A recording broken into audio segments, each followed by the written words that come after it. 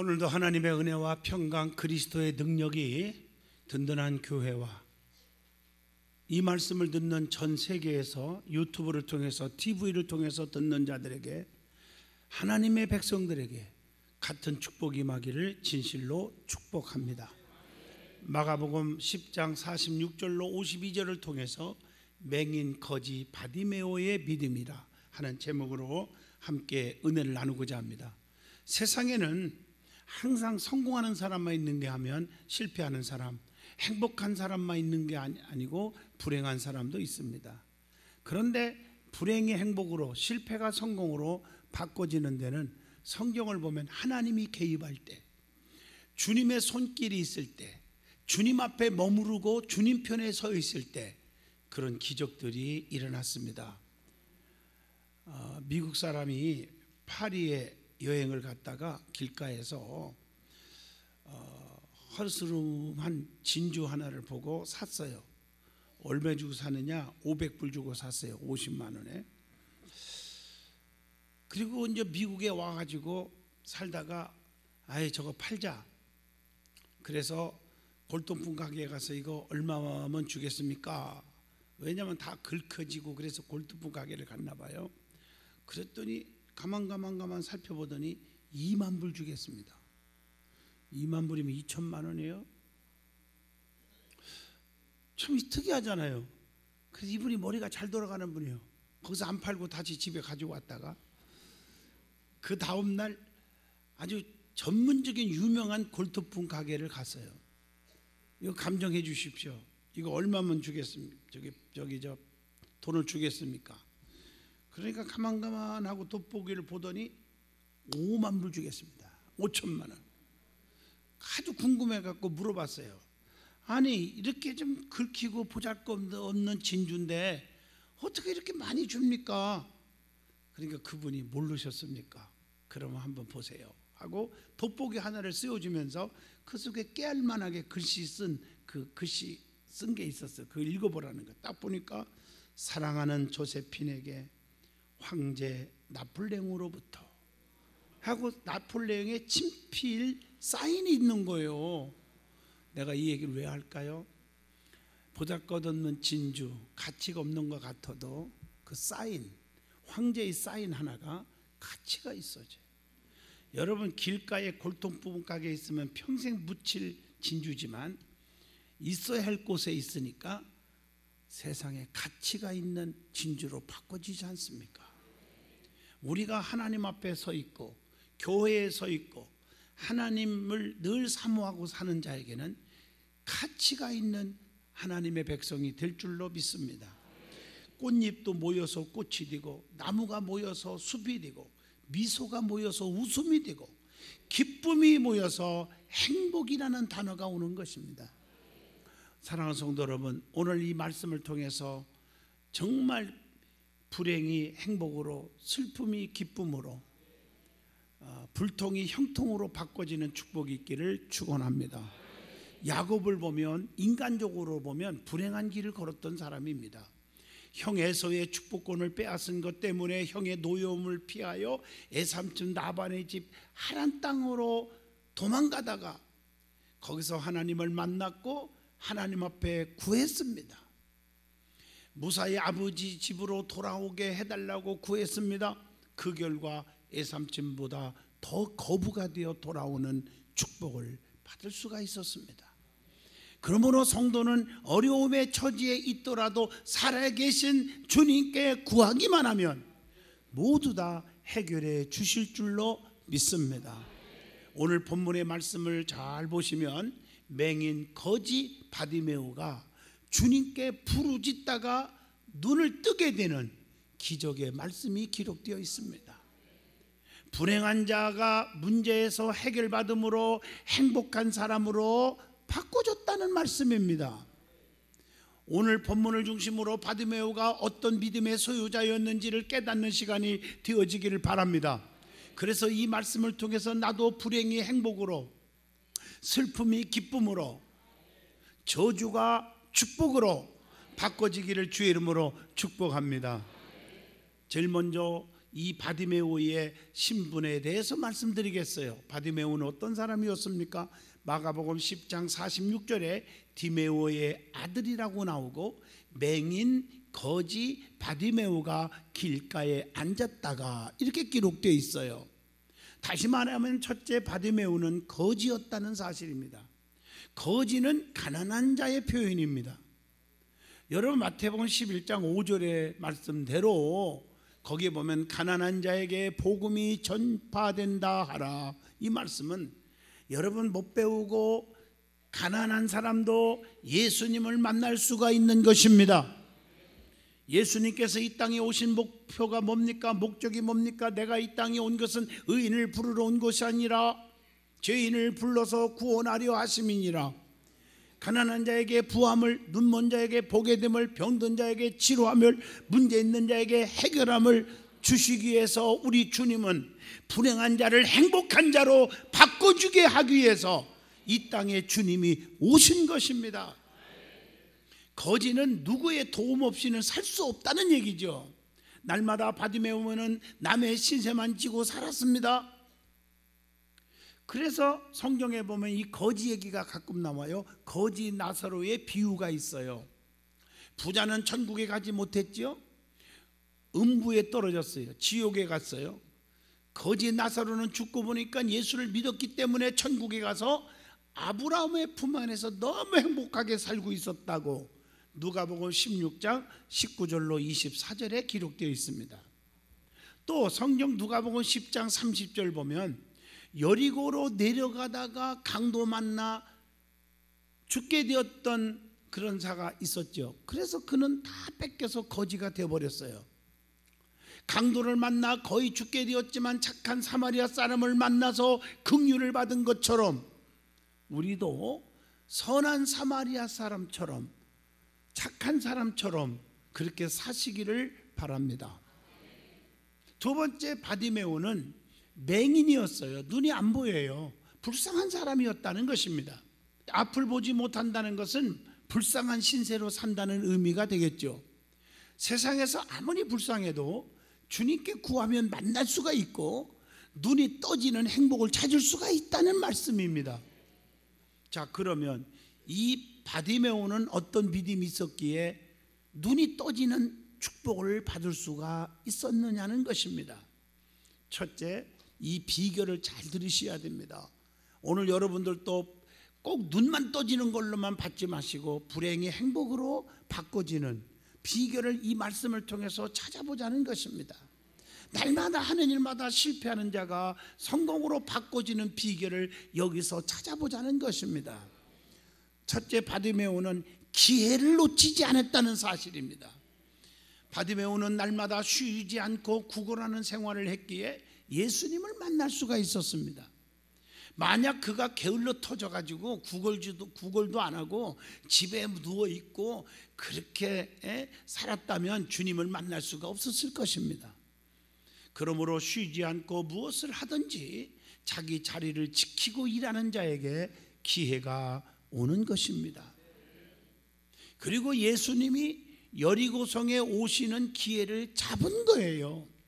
그러므로 성도는 은혜 받는 기회를 놓쳐서는 아니 됩니다. 기회라는 것은 항상 오는 게 아닙니다.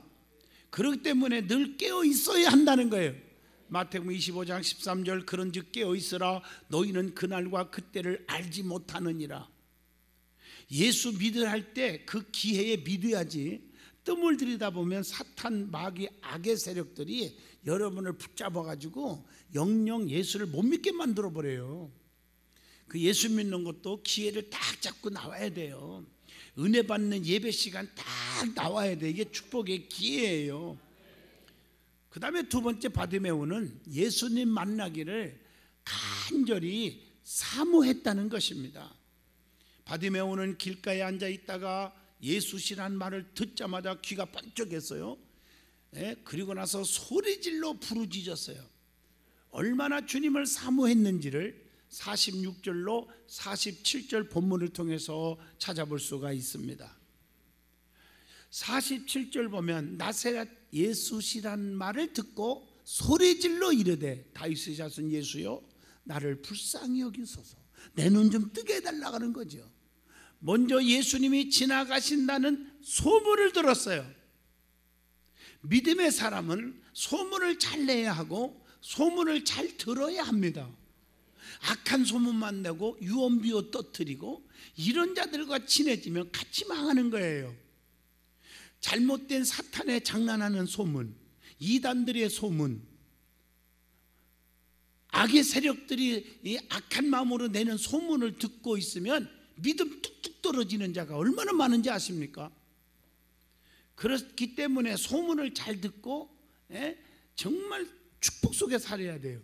성경을 보면 소문을 잘 듣고 수지 맞은 분들이 많아요. 자, 성경에 수도 없이 나와요. 나만 장군은 문둥병에 걸렸어요. 그 당시는 죽는 병이에요. 지금은 병도 아니지만.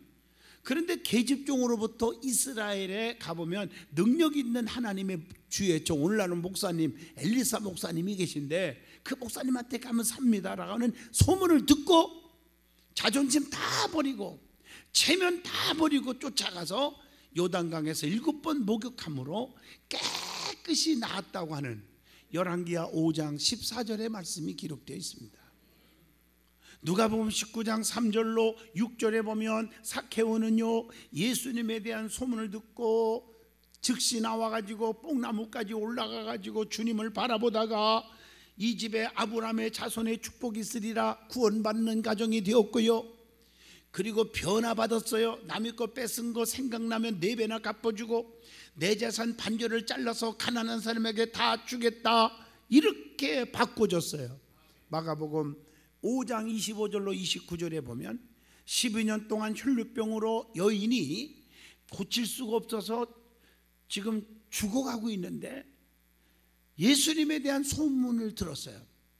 예수님 만나면 죽은 자도 살고 병든 자도 고치더라.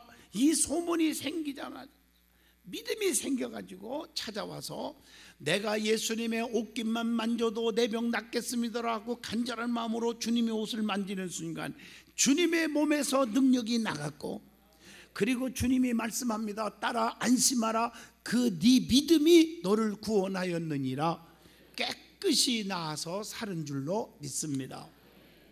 특별히 우리가 이 지금 설교를 듣고 있잖아요. 이 말씀을 듣고 있잖아요. 이 말씀의 소문도 잘 들어야 행복하고 축복이 와요. 그래서 예배 시간 빠지지 않는 게 축복이에요. 왜냐하면 로마서 10장 17절에 믿음은 들음에서 나며 들음은 그리스도의 말씀으로 말미암았느니라 라고 말씀하고 계십니다. 오늘 여러분 우리 든든한 교회 신유의 능력에 대한 소문 듣고 각 지역에서 어떤 사람은 외국에서도 오는 분이 있잖아요. 또 부흥회 할 때마다 소문 듣고 부흥회를 오는 분도 있어요. 와가지고 허리가 펴지고 꼽주가 펴지고 암이 없어지고 눈이 맑아지고 고질병에서 고침받고 산 사람들이 너무 많지 않습니까? 그분들이 우리 교회에 와서 간증한 사람들도 많이 있지 않습니까? 그러므로 성도는 소문을 잘 내는 자가 되시기를 바랍니다. 여러분 입만 열으면 좀 긍정적이고 입만 열으면 남을 칭찬할 줄 알고 입만 열으면 격려하는 그런 사람이 되어야 합니다. 그리고 그런 사람과 가까워져야 돼요. 그래서 그런 소문을 잘 들어야 살 수 있는, 믿음이 자랄 수 있는 기회가 오는 것입니다. 그래서 은혜 받은 자는 입과 눈과 귀를 보면 안다는 말이 있어요. 교회를 오래 다녔다고 믿음 있는 게 아니에요. 뭐 직분을 가졌다고 믿음 있는 게 절대 아닙니다. 여러분들 성도들 꼭 기억해야 돼요. 눈과 귀와 입만 보면 그 사람 믿음이 있는지 없는지를 알 수 있대요. 보세요. 입은요 말할 것만 말하고 덕스러운 말만 하고 남을 칭찬하는 말만 하고 말하지 않을 것, 남의 허물도 덮어주고 하지 않을 건 안 하는 자가 돼야 돼요. 눈은요 볼 것만 보고 보지 않을 것은 보지 말아야 돼요. 남의 허물만 보려고 하지 마세요. 남의 칭찬거리를 볼 수 있기를 바랍니다. 남의 장점을 볼 수 있기를 바랍니다. 귀도 마찬가지입니다. 들을 것만 듣고 듣지 않을 것은 듣지 말아야 됩니다. 수군대고 비판의 소리는 듣지 마세요. 내 믿음이 절대 결단코 도움이 안 됩니다. 오늘 바디메오는 주님을 간절히 사모했다고 했습니다. 바디메오는 얼마나 사모했는지 예수시란 소리를 듣고 소리질러 간구했다겠어요. 은혜를 사모하는 자에게 주십니다. 사도행전 1장 14절 또 120명이 마음을 같이하여 저녁 기도에 힘쓰다가 성령과 은사 받았지요. 잠언서 8장 17절 보면 나를 사랑하는 자들이 나의 사랑을 입으며 나를 간절히 찾는 자가 나를 만날 것이라 그랬잖아요. 요한복음 4장 15절도 보면 주여 이런 물을 내게 주사 목마르지도 않고 여기 물길로 오지도 않게 하여 주옵소서 간절히 사모했잖아요. 에레미야 29장 13절 너희가 온 마음으로 나를 구하면 나를 찾을 거고 나를 만날 것이다. 베드로전서 2장 2절 보면 갓난 아이들과 같이 순전하고 신령한 젖을 사모하라 이렇게 성경에 수도 없이 기록되어 있습니다. 사모하는 자에게 은혜를 주실 줄로 믿습니다. 사모하는 자. 자, 세 번째 바디메오는 부르짖는 믿음을 가지고 있었다는 거예요. 본문 47절로 48절의 말씀입니다. 부르짖는 믿음. 다윗의 자손 예수여 나를 불쌍히 여달라고 부르짖었더니 주변 사람들이 시끄라 잠잠해라 이렇게 했지만 자존심 버리고 더욱더 소리질러 가로되 부르짖었어요. 간절히 부르짖었어요. 하나님은 간구하는 자에게 응답 주셔요. 에레미야 33장 3절 너는 내게 나와 부르짖으라 그리하면 내게 응답하겠고 네가 알지 못하는 크고도 비밀한 일을 다 내게 보이리라. 부르짖는 자에게. 성경에 보면 간절히 부르짖어 구했던 말씀들이 나오잖아요. 마태복음 15장 25절 주여 저를 도우소서. 또 마태복음 17장 15절 주여 내 아들을 불쌍히 여기소서. 마태복음 20장 30절 주여 우리를 불쌍히 여기소서. 누가복음 17장 12절 13절에 보면 예수여 우리를 불쌍히 여기소서. 마가복음 10장 47절 말씀도 다윗의 자손 예수여 나를 불쌍히 여겨 주옵소서. 이렇게 하나님 앞에 긍휼을 구하는 기도가 필요합니다. 나는 똑똑하고 잘났습니다. 내가 똑똑하잖아요. 멋있잖아요. 그렇지만 하나님 나 도와주세요. 절대 주님은 도와주지 않습니다. 나를 불쌍히 여겨주세요. 나는 연약합니다. 하나님이 안 도와주면 나는 끝납니다. 이렇게 긍휼을 구하는 자가 돼야 돼요. 겸손의 기도겠지요. 겸손의 기도를 하나님은 들으십니다. 그리고 오늘 48절 본문에 보면 예수님을 메시아로 전능하신 왕으로 고백하며 부르짖었어요. 다윗의 자손 예수여 이렇게 부르짖은 거예요. 바디메오는 예수님을 전능하신 왕으로 믿었습니다. 당시의 사람들은 다윗의 후손으로 오실 메시아는 다윗 왕처럼 하나님의 권능으로 임하사 불의와 악의 세력을 멸하시는 분으로 알았다고 마태복음 12장 22절 23절에 기록되어 있습니다. 바디메오는 예수님을 알되 능히 나를 모든 불행에서 구원해 주실 능력의 사랑의 왕으로 알고 믿었습니다. 바디메오는 예수님이 언약된 메시아로 믿었습니다. 그 당시 유대인에게는 다윗의 자손이란 말은 하나님께서 언약하신 메시아의 별명으로 인식하고 있었습니다. 그러므로 바디메오의 고백은 그에게 나를 구원하실 메시아로 예수님을 믿는 믿음이 있다는 것을 알려주고 있는 것입니다. 그 다음에 바디메오는 본문 48절을 보시면요 포기하지 않고 부르짖었어요. 막 부르짖으니까 주변 사람들이 시끄러워 잠잠해라. 쉽게 말하면 눈도 안 보이는 것이 뭐 이렇게 떠들고 앉았냐고 무시하고 짓밟았지만 포기하지 않았어요. 더욱더 소리질러 가로되 멋있잖아요. 자존심 버렸어요. 잠잠하라고 저지했지만 그냥 부르짖었어요. 아멘. 바디메오는 포기하지 않고 더욱더 소리질러 부르짖었다는 얘기입니다. 믿음의 기도는 포기하지 않고 좌절하지 않고 끝까지 끈질기게 간구하는 거예요. 여러분 가정에도 그렇잖아요. 부부지간에도 끝까지 끈질기게 포기하지 않고 변하지 않고 남편의 손을 부인의 손을 부모의 손을 자식의 손을 놓지 않고 인내할 때 결국에는 좋은 날이 오더라고요. 아멘 하십니까? 포기하지 마세요. 하나님은 결코 예면하지 않으십니다. 창세기 32장 24절로 28절 보면 야곱이가 야복 강변에 환두뼈가 부러지도록 기도할 때 내게 축복 주지 않으면 놓지 않겠습니다. 끝까지 기도하다가 이스라엘의 축복을 받았습니다. 열왕기하 20장 6절 히스기야 왕도 암으로 죽게 되었지만 포기하지 않고 벽을 향하여 통곡하고 기도하다가 15년의 생명을 연장받았습니다.